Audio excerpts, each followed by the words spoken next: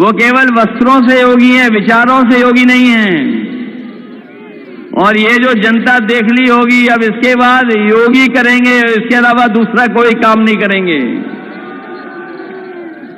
मुख्यमंत्री वस्त्रों से योगी हैं, विचारों से नहीं। करैल की रैली में सीएम योगी पर अखिलेश यादव का तंज। नमस्कार दोस्तों, मैं आदित्य प्रताप सिंह, आप देख रहे हैं एएनसी न्यूज।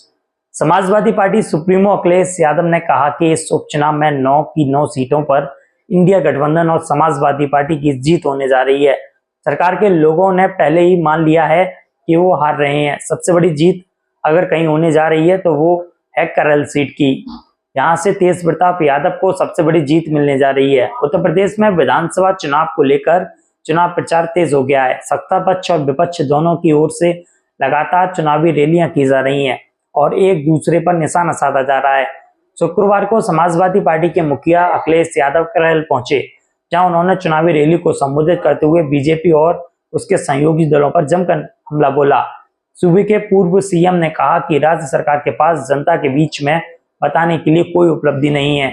पूर्व सीएम ने मुख्यमंत्री योगी आदित्यनाथ पर तंज कसते हुए कहा कि वो केवल वस्त्रों से योगी हैं, विचारों से योगी नहीं है।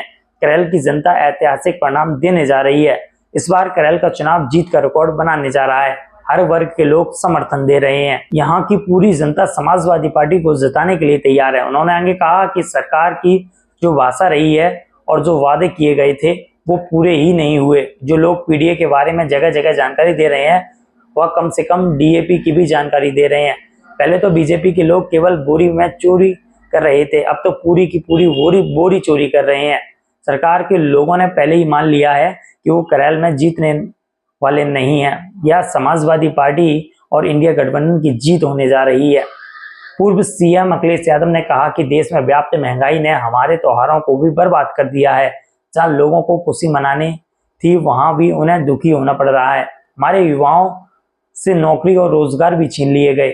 जब कभी भी मौका मिलेगा तो जैसे पहले फौज की भर्ती होती थी वैसे ही भर्ती कराकर अपने नौजवानों को पक्की वर्दी और नौकरी दिलाने का काम होगा। ये करैल से ऐतिहासिक जीत होगी। जनता देख रही है जनता पार्टी की जो नकारात्मक राजनीति है वो कामयाब नहीं होगी, बांटने की राजनीति कामयाब नहीं होगी। जो उनकी निगेटिविटी है और जानबूझ करके जनता को जो परेशान कर रहे हैं, किसान को डीएपी न दे करके, खाद न दे करके ये परेशान कर रहे हैं, नौजवानों की नौकरी को उलझा करके ये परेशान कर रहे हैं। न केवल पढ़े लिखे जो अपनी तैयारी कर रहे थे उनके भविष्य के साथ खिलवाड़ कर रहे हैं। इस सरकार के खिलाफ आज जनता दिखाई दे रही है। अगर हम प्रतिशत के हिसाब से देखें तो 100 में से 100% ये हारने जा रहे हैं। और अगर हम गिनती और संख्या में गिनेंगे तो 9 की 9 सीटें ये इस बार बाई इलेक्शन हार रहे हैं।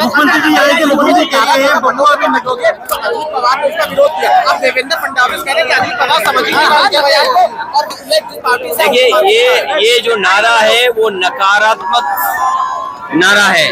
ये नारा निगेटिविटी पैदा करता है। ये नारा कोई स्वीकार नहीं कर सकता है। बीजेपी के खुद अंदर लोग स्वीकार नहीं कर रहे हैं। उत्तर प्रदेश में उनके सहयोगी लोग बड़े नेतृत्व में जो बैठे हैं बड़ी कुर्सी पर, वो तक इस नारे को स्वीकार नहीं कर रहे हैं। ये नारा नहीं चलेगा। इस देश की संस्कृति रही है मिली जुली। ये गंगा जमुनी संस्कृति का देश है। ये सबको साथ लेकर के चलने का देश है।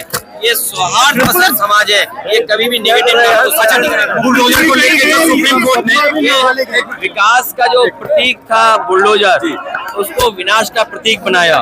मैं सुप्रीम कोर्ट को बधाई देता हूँ। ये जो अनडेमोक्रेटिक, अनकॉन्स्टिट्यूशनल बुलडोजर जो चल रहा था उसको हमेशा हमेशा के लिए गैराज में खड़ा कर दिया। न केवल गैराज में खड़ा कर दिया बल्कि सरकार को सोचना चाहिए, उन्हें जुर्माना देना पड़ेगा। जुर्माने के साथ साथ जिन अधिकारियों ने ये कार्रवाई की है उन अधिकारियों के खिलाफ भी कार्रवाई का सामना करना पड़ेगा। ये नौजवानों की बात उन्हें माननी चाहिए। उनके भविष्य के साथ ऐसी खिलवाड़ नहीं करनी चाहिए। जो बड़े बड़े दावे करते हैं कि रिकॉर्ड एग्जामिनेशन करा सकते हैं, रिकॉर्ड संख्या के बच्चों की परीक्षा करा सकते हैं, यूपी पीसीएस के बच्चों की नौकरी एक साथ नहीं करा सकते हैं। ये उनके भविष्य के साथ खिलवाड़ थी, उनकी मांगे माननी चाहिए।